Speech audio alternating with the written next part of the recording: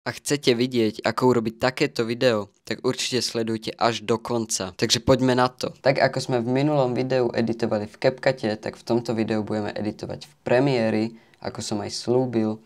Takže v prvom rade, čo musíme urobiť, je vytvoriť si projekt. V Premiéri už nejakú dobu editujem, čiže určite sa niečo naučíte, alebo možno aj nie. Uvidíte, určite napíšte do komentárov, či vás to niečo naučilo, alebo či ste sa niečo nové dozvedeli.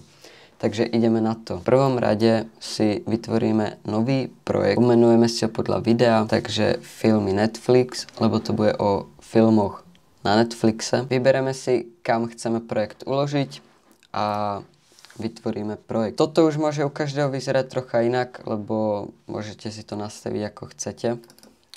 Takže si tam pridáme náš footage, čo máme. No a teraz v prvom rade to tam musíme dať na timelineu samozrejme a v druhom rade to musíme zosynchronizovať, pretože ja nepoužívam mikrofón z kamery, ale svoj vlastný. Čiže musím zosynchronizovať, aby tie zvuky išli vlastne naraz. Ale v prvom rade si idem ešte pre AirPody, aby ste to nepočuli dvakrát ten zvuk. Takže som tu aj s AirPodmi. A ideme to vlastne zosynchronizovať, je to veľmi jednoduché. Proste si nájdete tú istú zvukovú stopu a jediné čo, tak ju prekryjete cez seba. Čo najpresnejšie je najlepšie. Čiže toto je najpresnejšie ako viem a to znamená, že už to mám zosynchronizované. No a teraz keď si pustíme napríklad túto časť, tak rozprávam naraz, že to nie je oddelené. Takže jediné čo, tak si to tu strihneme, lebo vieme, že toto nie je footage, žiadny do videa.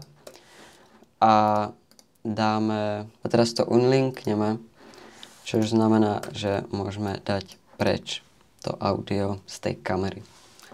Takže už to máme zosynchronizované, takže to teraz saveneme. To je veľmi podstatné, to určite robte, nechcete, aby vám to crashlo, ale teraz už sú tam autosavey a také veci. Teraz tieto čisté časti ideme dať preč, lebo to väčšinou nič není. Takže to takto dáme preč všetko. A asi si hodíme timelapse, ako to robím. Takže poďme na to. Mám tu taký tip. Ak editujete, tak nemusíte vždy dávať Razer Blade a C-čko, tak nemusíte určite takto vždy klikať, to je najväčšia hlúposť, môžete držať Shift a to celé katnete, alebo namierite, kde to chcete katnúť a dáte Ctrl-K a to vám vlastne tam dá ten strih a nemusíte stále prepínať medzi tými túlkami.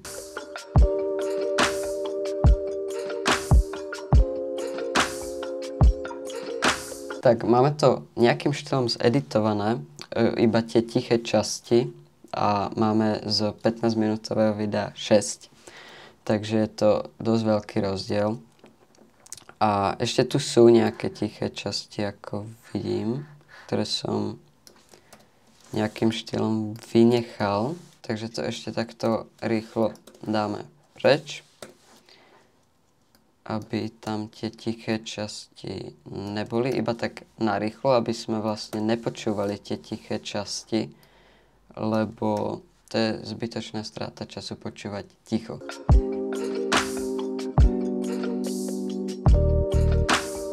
Takže ako vidíte, zo 6 minút máme 4 niečo, 4:40. Čiže síce video má 15 minút, ale vznikne z toho, že minúta.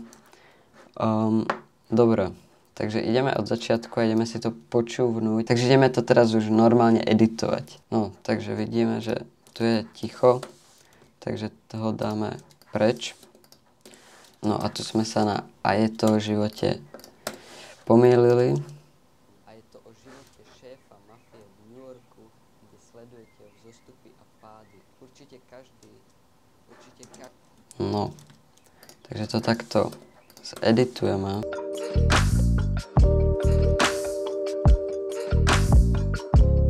Takže hrubý strih urobený, je to zeditované z 15 minút, ako vidíte máme minútu 8, Čiže je celkom rozdiel, čo si budeme. Úprimne so zvukom som celkom spokojný, ale možno by som ho trošku vybústil. To robím väčšinou tak, že dám max peak a dám tu napríklad minus 4. A to znamená, že tieto maximálne vrcholy budú na minus 4, lebo ak by som to dal napríklad na 0, tak by to bolo už takto hore a to by už vlastne kričalo. Takže najlepšie je tak minus 2, niečo také tam dať. Filmy na Netflixe, ktoré by si mal určite vidieť. Takže určite počujete aj vy ten rozdiel. Teraz to môže mať aj tichšie. No a teraz ďalšia vec, čo je, tak musíme nájsť hudbu do toho videa. To robím cez Epidemic Sound. Vlastne si platím licenciu, aby som mohol používať muziku z Epidemic Sound, pretože tá je copyrightovaná a není zadarmo, ale sú tam lepšie muziky a zároveň tu máte aj sound efekty, tak ak by ste chceli, tak vám môžem na to dať link a môžete si pozrieť túto službu. Samozrejme, nejsem platený od Epidemic Sound, aby som vám to tu povedal. Len aby ste si namysleli, hej. Ešte tak ďaleko nejsom. Ale úprimne táto aplikácia v Premiéri sa mi veľmi nepáči, preto ideme na Google, tam majú o dosť lepšiu tú stránku. Ja väčšinou, čo robím, tak si tu napíšem niečo v tom zmysle, že Reels. Lebo to mi nájde muziku, ktorú ľudia používajú do Reelsiek. A tu si potom už môžete vybrať, čo len chcete. Takže idem nájsť nejakú muziku, ktorú tam dám a ozvem sa vám.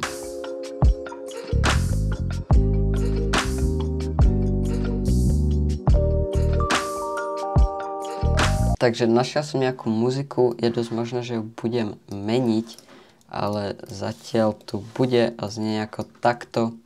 Filmy na Netflixe, ktoré by si mal určite vidieť. Prvý tu máme The Irish. Takže tak. Čo teraz ideme urobiť je to, že ideme to znížiť, keďže to bola minus 4 naše normálne audio, tak toto audio dáme na minus 15. Filmy na Netflixe, ktoré by si mal určite vidieť. Ako prvý tu máme The Irish. Možno to ešte o niečo znížim, takže to nedáme na minus 15, ale dáme to na minus 17. Tak. A čo sa týka tohto koncu, tak si to takto nastavíme vlastne na 0 a zoberieme si ešte jeden a ten dáme na strašne minus a tým pádom nám to urobí tento efekt. Follow a určite sa choďte pozrieť na môj YouTube kanál. Takže čau. Že sa to vlastne stíši, hej, nič prevratné.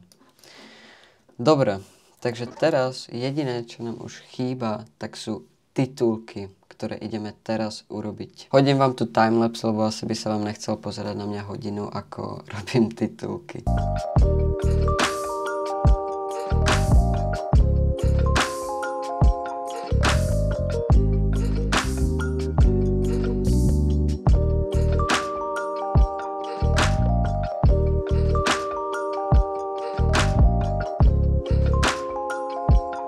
Takže do videa sme už pridali titulky, ktoré vyzerajú následovne. Filmy na Netflixe, ktoré by si mal určite vidieť. Ako prvý tu máme The Irishman. A vlastne je to iba text. Ešte tam nejsú efekty. Efekty sa pridávajú až ako posledné. Takže teraz, čo budeme pridávať, je emoji, ktoré určite ste videli v mojich reelskách, lebo ich dosť často používam. Vlastne hoci ako vybehujú z toho textu. Tak to ideme teraz urobiť.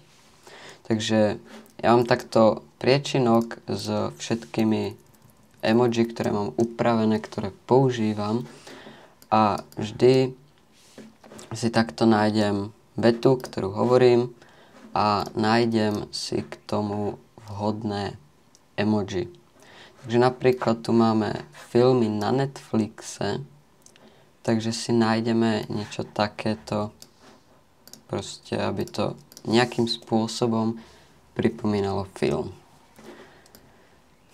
Tady máme, že určite vidieť, takže tam dáme tieto oči. Ako prvý tu máme, keď je niečo, že kde by som chcel dať emoji, ale nič sa mi tam nejakým spôsobom nehodí, tak tam dávam tento prst, ktorý tak jazdí dolajškom. Ak určite viete, čo myslím, ak sledujete moje reelska. Ak nie, tak to choďte napraviť. Dáme šéfa mafie, by sme tam mohli dať napríklad whisky. Lebo nemusí to byť doslovné, hej, ale aby vám to nejakým spôsobom pripomínalo toho šéfa. Čiže viem, že akože whisky je alkohol, ale nejakým spôsobom sa to tam hodí. Takže tak, v New York tu si myslím, že na 100% nemám. Ale môžem tam dať túto planétu, že proste niekde, chápete? A teraz, keď si to pustíme, tak ono to vyzerá filmy na Netflix, proste takto, hej. Ale my nechceme, aby to takto vyzeralo. Takže si dáme efekty, dáme emoji animation, čo tu mám. A dáme napríklad pop out 1. A teraz, keď sa na to pozrieme, filmy na Netflixe, tak to vám je už určite známejšie. Filmy na Netflixe, čo už vyzerá tak, ako aj na mojich reelskách. A už jediné čo, tak potom budeme upravovať ten text. Takže idem takto všade pridať emoji a zase sa vám ozvem.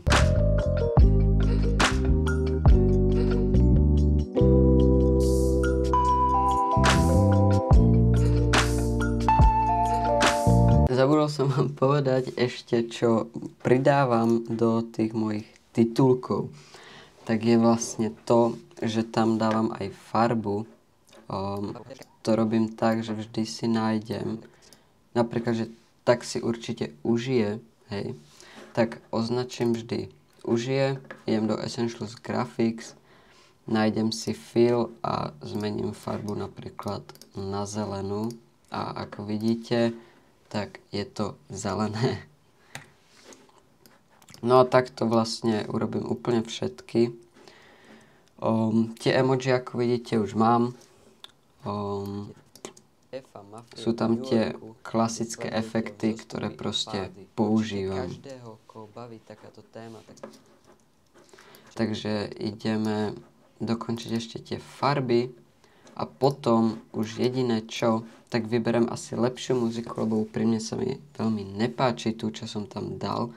A potom, po tej muzike tam pridám iba motion grafiku a tie samotné efekty na titulky.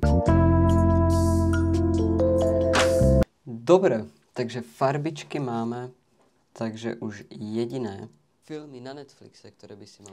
Jediné, čo nám chýba, sú efekty na text a motion grafika. Takže ja moju motion grafiku mám pripravenú, takže dám tam takto. Takže tam dáme takto môj YouTube kanál. Troška zväčšíme. Je dobré používať tento vertikál, lenže ja tam mám kameru, čiže to veľmi dobre nevidím. Ale je to lepšie používať, lebo vidíte, ako to bude vyzerať. Takže tak. Týmto by som vám chcel veľmi poďakovať, že už máme 34 odberateľov, čo je extrém. Reálne to narastlo asi za 2 dní o 12 odberateľov.